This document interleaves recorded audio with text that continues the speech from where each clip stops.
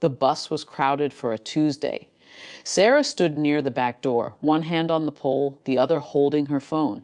Her sister had texted 3 times already. "Where are you? The printer's jammed again. Did you even leave yet?" An older man got on at the stop after the hospital. He moved slowly, checking each seat as if he'd lost something. When no one offered their spot, Sarah touched his elbow and nodded toward hers. He took it without thanks, just a long look at her face that she dismissed as confusion or gratitude or old age fog. She looked out the window. Thought about the printer, thought about Claire's voice when she's stressed, sharp enough to cut. Her stop came. She stepped off. The air hit her, already warm. She heard the bus doors close, then footsteps behind her. Not hurrying just there. She turned. The man from the bus stood 6 feet back, hands at his sides. "Can I help you?" she asked. He blinked. "Slow. Can I come with you?" "To my sister's office." He nodded.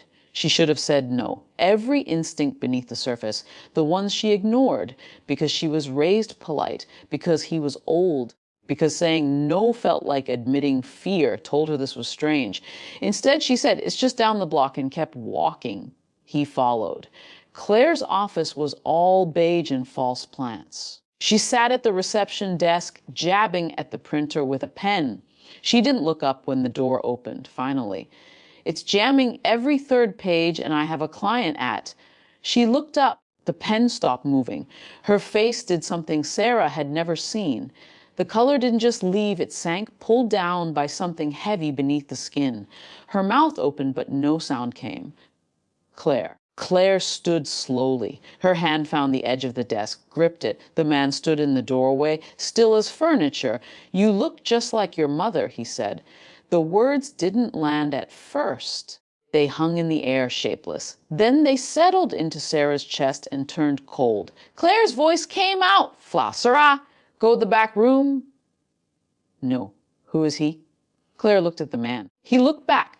Something passed between them, not recognition exactly. More like confirmation, like two people who'd been carrying the same weight finally setting it down in the same room. The man sat in the client chair without being asked. He placed his hands on his knees. His fingers were stained, maybe from gardening, maybe from something else. "I was there," he said quietly. "That night. On the bridge. Sarah's mother had died on a bridge. A car, a storm, that was all she knew. That was all Claire had ever told her." Claire's voice cracked. "You don't get to say that here." "I'm not here to say anything. I'm here because your sister helped me on the bus." Sarah stared at him, at her sister.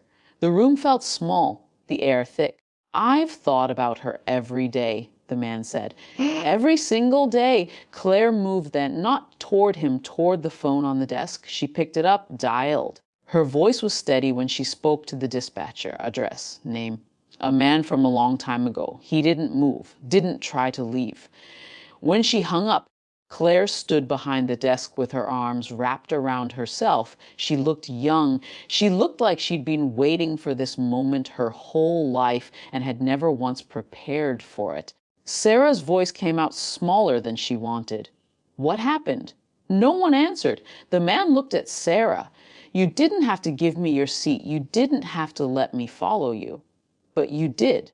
The police arrived, 2 officers calm and professional. They asked the man his name. He gave it. They asked Claire to step aside and speak quietly. She did. Sarah watched through the glass as her sister's lips moved, as her hand gestured once toward the waiting room, as her face stayed pale and set. They took him out.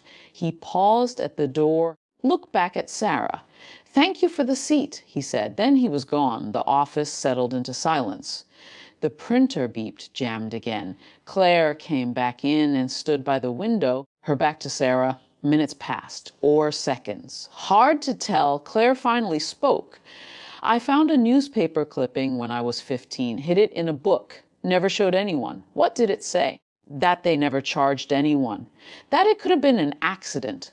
That it could have been something else." Sarah waited. Claire turned. Her face was wet, but her voice was dry.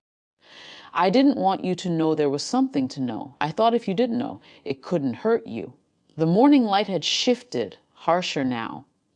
It fell across the desk, The false plants, the cold coffee. Sarah looked at her sister and didn't know what she felt.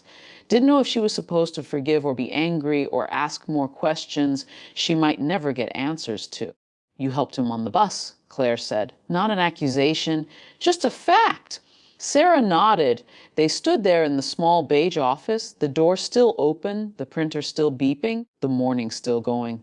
Nothing resolved, nothing finished, just two sisters in a silence that would take years to fill.